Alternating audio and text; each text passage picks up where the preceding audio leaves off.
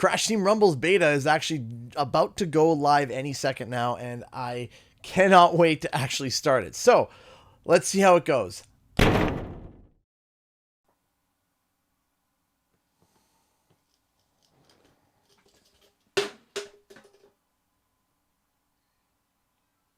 What time is it? Whoa!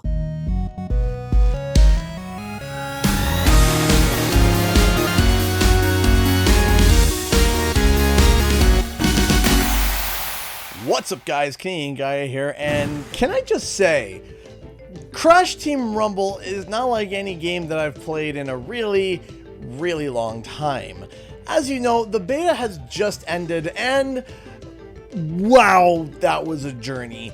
There is something really addicting about Crash Team Rumble. I know that I went to LA beforehand and played this game already, but it was in a pretty controlled environment. I mean, I was surrounded by excitable fans, journalists, friends, and was connected to a very fast, state-of-the-art local area network surrounded by Activision techs to jump in if there was any issues. So everything was set for the perfect experience. And in many ways, it was the perfect experience. So when the beta was about to go live, I had some reserved and hidden concerns. I knew that the game that I played in LA was absolutely fantastic and great, but was that game accurate to what we were going to experience at home? This was not a perfect controlled environment. This is a worldwide beta, and a worldwide beta is much more of a stressful environment than the perfect conditions that I experienced the game in for the first time. Also, as a content creator, I wasn't sure what was actually going to be in this public beta. While I was scheduling my stream, I decided that I would go live with the game, and I decided to stream it for about 8 hours. If you look at all of my previous streams in the past, 95% of them are about 4 hours. That's all that I typically can handle when it comes to play sessions, before I start getting tired, sleepy, and wanting to go to bed. Also, before my body begins to ache. You know, we don't talk about that though. I didn't just want to stream the game for 4 hours. I mean, this was the game that I've been talking about for 2 years. I can't just do a regular 4-hour stream. So I decided and mentally set myself to 8 hours. But I was concerned, could I fill an 8-hour stream with Crash Team Rumble? Was that even possible? I didn't know what the leveling system was going to be like, how the skins were going to be unlocked, how the challenges were going to work. I had no idea how the battle pass was going to work. I had no idea what content was in them and how much it would be required to unlock. And I knew that it was only 5 characters and 3 maps, so I was concerned that I wasn't going to be able to fill that 8 hours without starting to feel a little bit of burnout, especially since there was only one game mode. And yet, somehow, in some way, when I booted the game up for my very first live stream, in the comfort of my home, that excitement, that intensity, that hype that I felt when I first played this game in LA came right back to me like a bolt of lightning. I scheduled myself to play for 8 hours. I played it for over 11 hours live. And those 11 hours just flew right by. I didn't even struggle at all with filling the time. It felt like it went by in a snap. We get to the day 2 of the beta, and I think to myself, okay, all right, I did 11 hours, almost 12 hours a day before. Typically, you take a break after a 12-hour stream. But again, because this is a game I've been talking about for 2 years, let's just make sure that we keep myself to 8 hours. I played it for another 11 hours the next day. So to really rein myself in and to control myself, I decided to start at 3 p.m. and told myself that I could stop whenever I wanted. But if I wanted to go a little bit longer, I could stream till 11 o'clock, which was 8 hours. I wanted to make sure that I didn't stream longer than 8 hours. That's why I started at 3 p.m. Well, I almost streamed it for 9 hours. Listen, the runtime still says 8 hours. Just don't look at the minutes and don't look at the seconds, and we're on the 8th hour, okay? I tried. Now, I don't stream nor work on Sundays, but you best believe that I was playing with friends Sunday night. Then came Monday morning. Now, we weren't sure when the beta was going to end, so I got up early, got my son on the bus, and started streaming as soon as I got back. And we streamed all the way until the servers were literally turned off. I am going to need help over on C. No! No! No! No! Network error!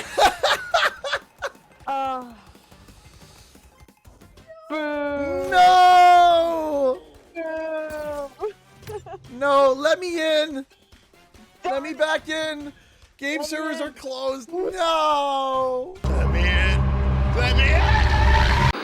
In grand total, I played for over 40 hours. I streamed for over 36 and a half hours. I finished the battle pass, got all the heroes to max level. I got every skin and nearly every cosmetic, and I enjoyed every second of it.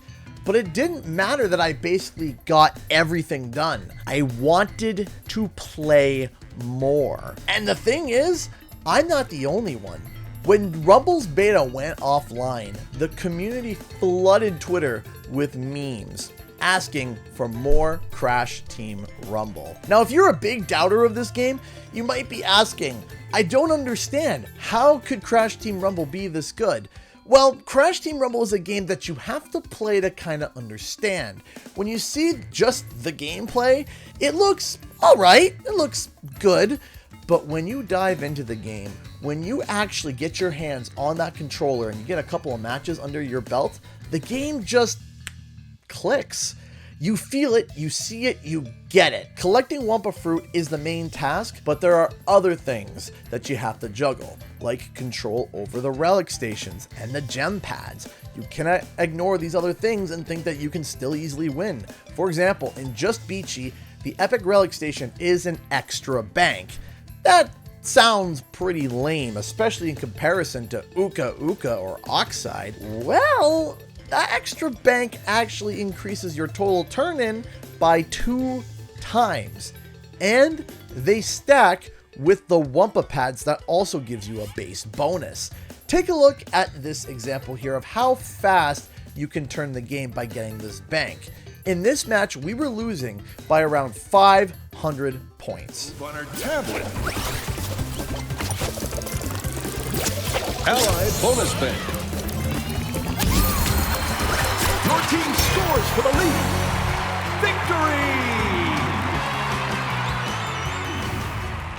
Victory! Because of that epic bank, we turned in 800 Wumpa Fruit in 5 seconds. This is how quickly this game can turn if you're not paying attention. Crash Team Rumble is a masterclass in nail-bitingly close ends. Every time the score gets between 200 to 300 to win, your heart rate increases, the adrenaline starts kicking in as well. And at this point, one mistake, one call, one knockout can determine who wins. And every time you win, it feels awesome. The game on the surface seems so simple. You would think it would be incredibly difficult to find on-the-edge excitement for this, and yet game after game after game, the matches still felt great. Now, if you want to stay on the edge of everything of Crash Team Rumble, make sure to subscribe and hit the bell because I'll be covering everything this game has to offer as well as Spyro the Dragon. Anyway, back to the video. The key thing here is that you have to try the game to really grasp and understand it. This is something that many people felt, and I'm not just paraphrasing. Let's actually look at some data. I had asked over on Twitter and in my YouTube community tab what your thoughts were going into the game versus after playing the beta. Now, this was only limited to people who actually played the game. After a viable sample size of 92 responses, 17% of you were positive about the game going into beta, 49% were mixed, and 34% were negative. Out of those same 92 viable answers, 96% felt positive, towards the game after playing the beta. 1% still felt mixed and 3% felt negative. We went from mixed and leaning towards an overall negative outlook to an overwhelmingly positive one. This is the kind of game that you have to play to understand. So if this already has changed your mind, or by the end of the video you've decided to maybe try the game, I include an affiliate link in the description below if you want to go and pre-order it on Amazon. Crash Team Rumble takes the core DNA that is Crash Bandicoot and builds a strong foundation, which is something that no other spin-off has done to date in the Crash franchise. It's the closest experience to the original game's genre while still breaking the mold. You can't place this game in just one genre or category either, and that's what makes this a lot more unique, especially when you look at the history of Crash and at the history of mascot platformers as a whole. Why mascot platformers as a whole? Well, in terms of spin-offs, in the eyes of a lot of mainstream media, both journalists in the gaming industry and outside of the gaming industry, mascot platformers always seem to follow the Mario franchise. Mainline platforming games, party games, racing games, you name it. Now, even if these non-Mario spin-offs seem subjectively better, the path that led those games to being made was already trailblazed by Mario. But Crash Team Rumble does something completely different. It breaks new ground and makes a new game that Mario hasn't gone to yet, while still keeping true to Crash Bandicoot's true original roots. It's the perfect balance of new and familiarity that's genius and the literal perfect breath of fresh air for the entire franchise. As a beta as well, it was actually very, very polished. I could count on one hand how many crashes I had. Not Bandicoot's actual game crashes. And honestly, in terms of glitches, there weren't many present for me. There was this one reoccurring one when it came to picking the powers in the menu, and that one drove me a little bit nuts, but beyond that, it was pretty solid. I might be going on and on about how awesome this game is. I do, however, have some issues. The matchmaking system was supposed to match me with players who are similar to me. And while yes, not many of us had the time or patience to grind to level 40, a team like this shouldn't be facing a team like this. This is lambs to the slaughter.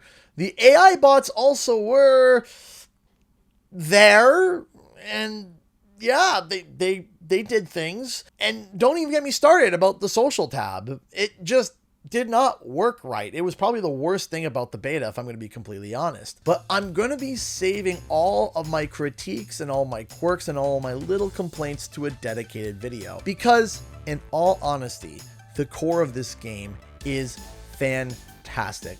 It feels great, the core is expandable, it's fun, and there is so much potential here, and I cannot wait to see what Toys for Bob does with it. All we have to do is wait 2 months for the game to come out. It's not going to be hard at all. I can totally be patient for this game, right? Maybe if I just try again, let's see if I can get in. Just let me in. Let me in. Just let me in!